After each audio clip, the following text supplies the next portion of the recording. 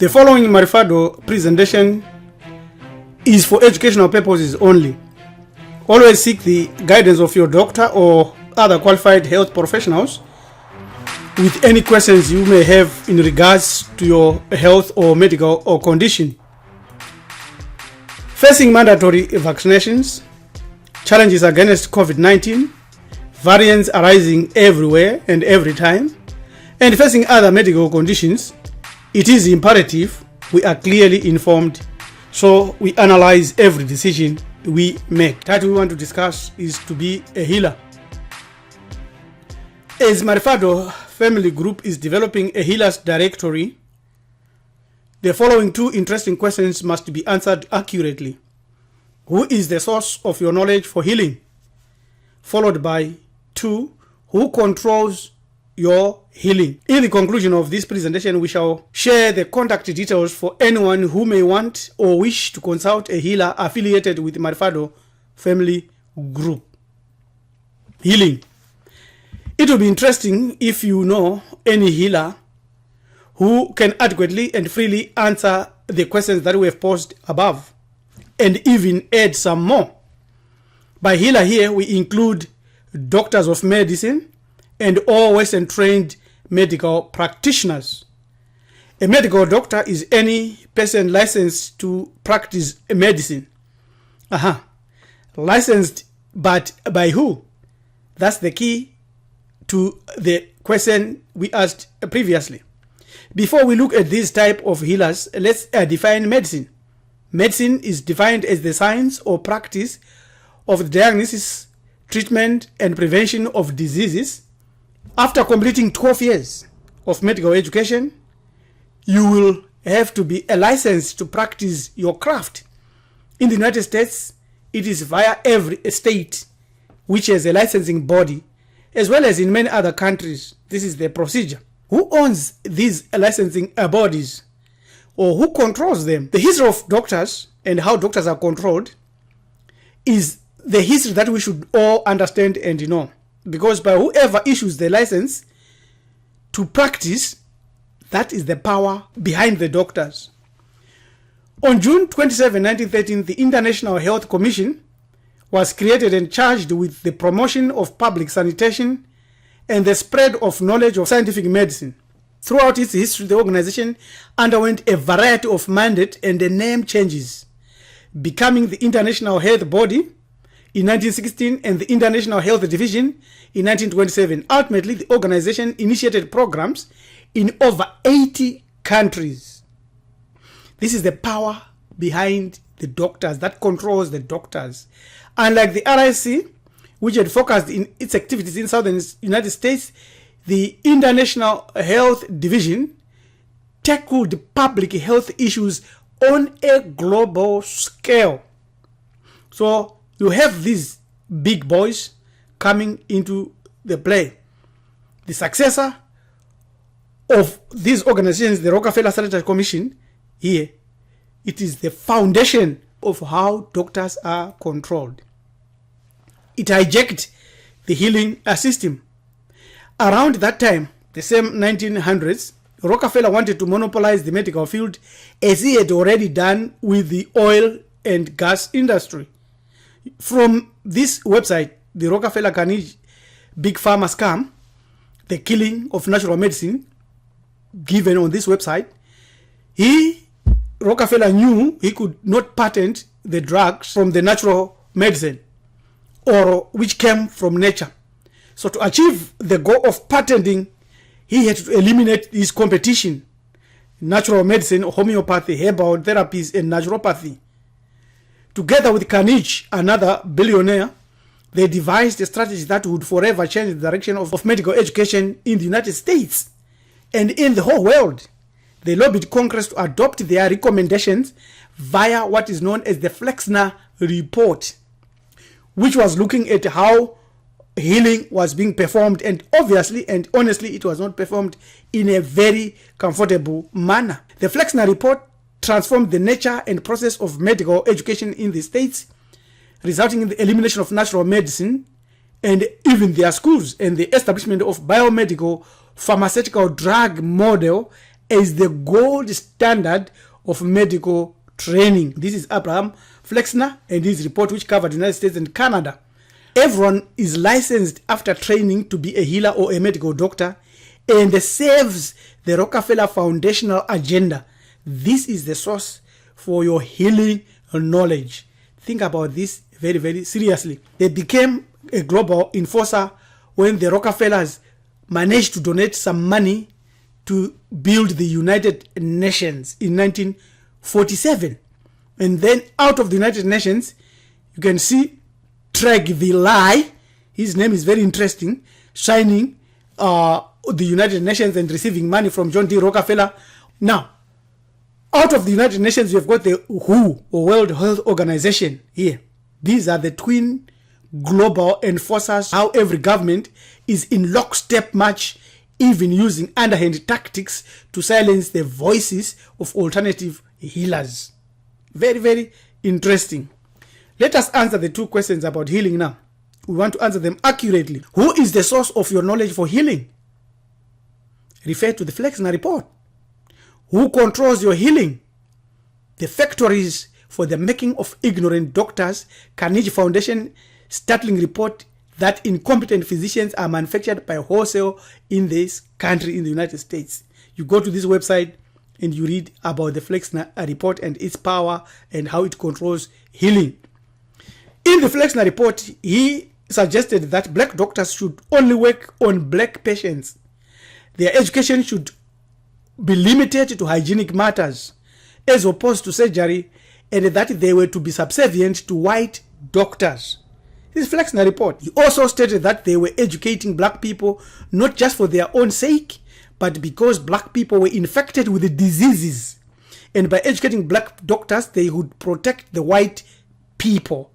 Do you think anything has changed? Do modern healers manufacture their own prescriptions after thorough research? The family GP licenses a healer by the system. What basis does he have for the remedies? Nothing. Nothing at all. The current prevailing explanation in the thinking of medical healers is that the source of diseases is germs or viruses. One of the fathers of this theory was a French scientist called Louis Pasteur, who plagiarized the work of another scientist, Beckham. You read this book by Ethel D. Hume, she will explain to you what happened. When it comes to the germs and virus theory, you need to read this book by Dr. William P. Trebing, Goodbye Germ Theory. In order for you to be a real healer, you must go beyond this germ virus limitation. This book is a compelling and a thorough account of Pasteur's plagiarisms and scientific fraud. It contains the evidence of the false grounds on which the germ theory of disease was elevated to its current status as a dogma and beyond question. In this forgotten chapter of the history of biology and medicine, we are shown how powerful interests and agendas have prevailed over genuine science. Here are strong reminders of the powers which control the pharmaceutical and regulatory industries of medicine and healing up to today. Modern medicine has zero time for research or manufacture of medicine. And who supplies them? Since no medical doctor manufactures his or healing compounds, they do not even know. They just prescribe what they are taught and told by those that supply these drugs. Powerful interests with profit over health agendas have prevailed over genuine science, as exemplified by the promotion of the plagiarist Louis Pasteur over Beckham.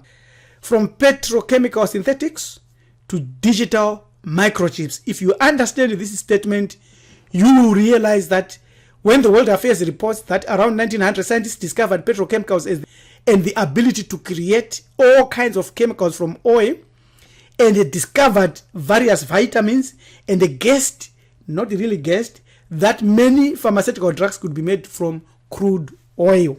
This was a wonderful opportunity for Rockefeller, who saw the ability to monopolize the oil, chemical, and the medical industry at the same time. Who decides what drugs can be prescribed? It is the power behind the manufacturer or behind these manufactured drugs. Doctors cannot make their own prescription or their own drugs. They are not allowed, because the process for new drug approval, they undergo a rigorous evaluation of safety, quality, and effectiveness before they can even be sold. The Center for Drug Evaluation and Research, CDR, is the arm of the FDA that, as its name suggests, evaluates new drugs before they are sold. So the doctor has no power because he is registered under a different organization.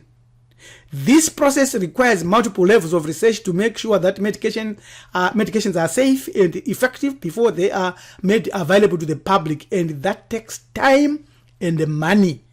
The doctor has no time and the money to do this because it's already dominated by big pharmaceutical industries. That's how it is. Big pharma scientists engage in research and development, and once their concoction is approved by the regulatory authority, they inform the medical doctor who go ahead and prescribe it. In other words, we are saying promote, sell, and market. And this $20 billion is the money that Big Pharma spends in marketing their product to the medical doctor. It's also shown here, and also a website here shows that there is a lot of underhand activities and health alliances between the doctors and Big Pharma.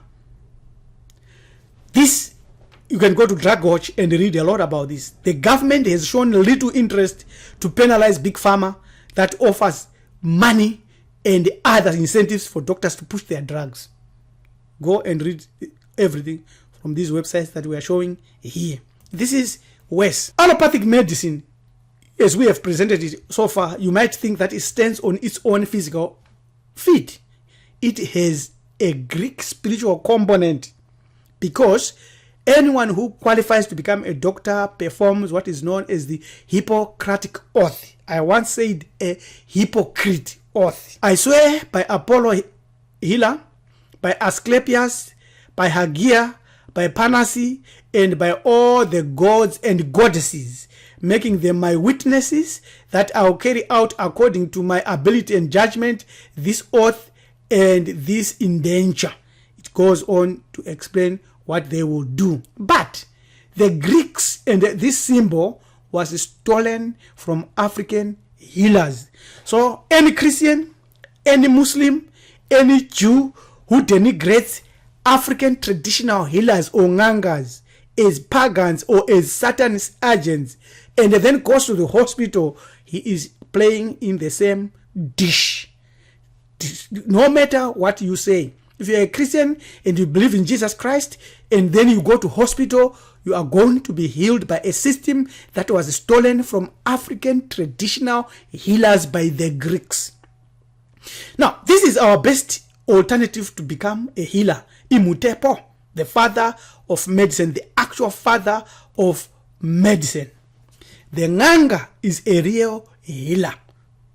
Nganga refers to a herbalist or a spiritual healer in many African societies.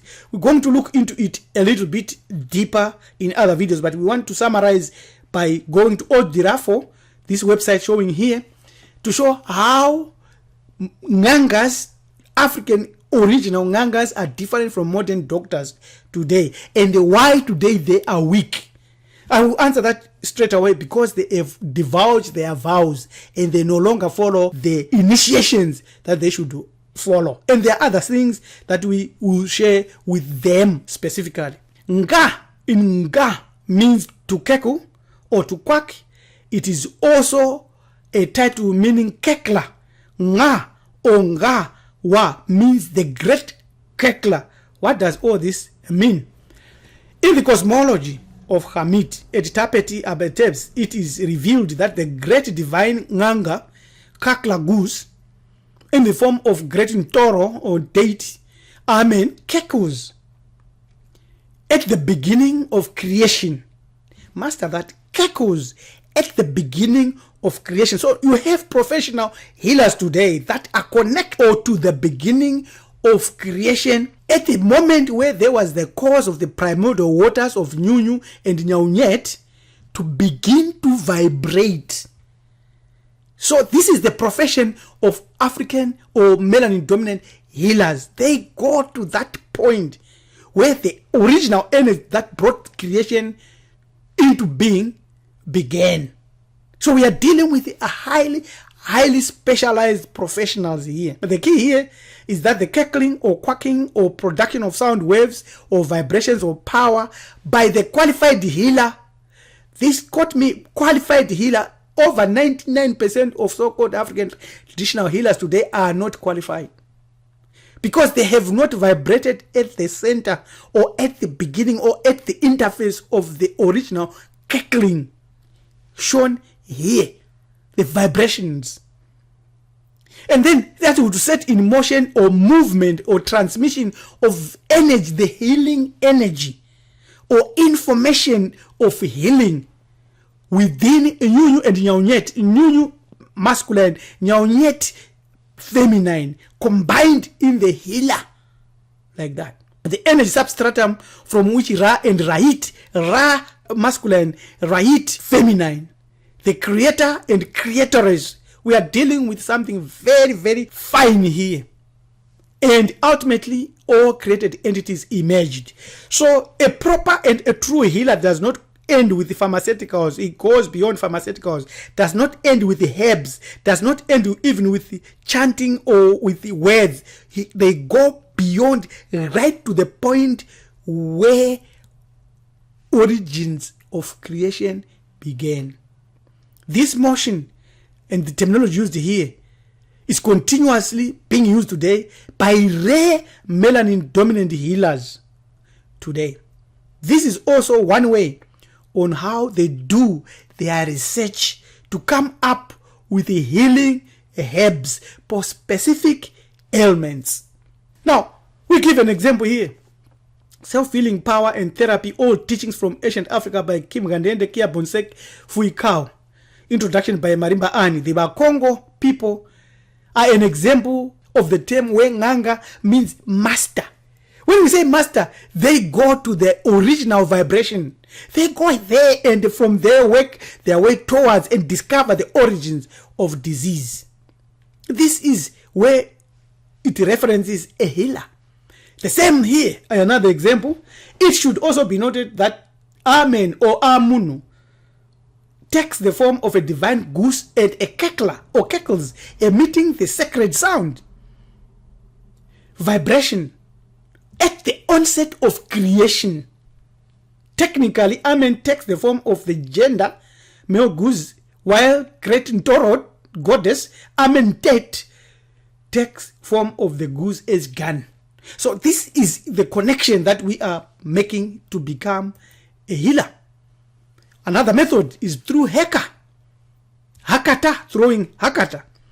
The god with magic powers and spells was the personification of divine magic that ancient Hamites believed produced the magical power of the sun and of life, beginning of creation.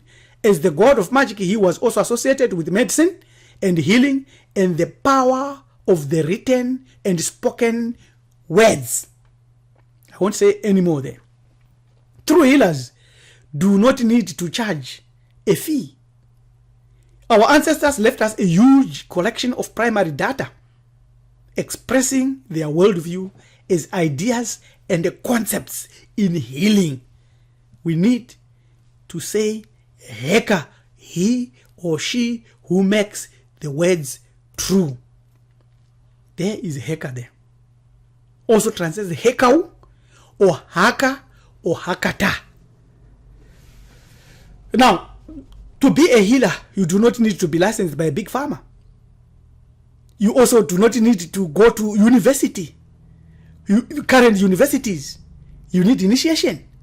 You need to study from our ancestral library and keep the oath every time, because this is where our modern African or melanin dominant healers are losing it. The oath. They do not know which oath. The oath that connects them to the sound vibration before or just at the moment of creation. If you are facing spiritual or physical challenges, that you deem may be resolved by traditional methods dating back to our ancient ancestors, send a specific email to join@maarifado.com. A problem shared is half solved. Take note of our disclaimer first. If you want to learn more, as well as contribute in cultural and spiritual congruence, so that together we can resolve current and every future challenge, get in touch again with us and specify that and use our email join@maarifado.com. Alternatively, you can now post your pro-Afro content without undue hassles on our app. You can do this in 2 simple steps. You go to our website, Maarifado, and you sign in on our app, connect.maarifado.com, where we will experience Ubuntu Maati spirit for spiritual and cultural congruence. Subscribe to our channel, Hamiti Iburu Ethics, this LM Tumizulu, Kadu, Madoch, Mzmela, Kunikeni, Jakanja, saying, till we meet again, Siabonga, Tatenda, Enkos, Edupe.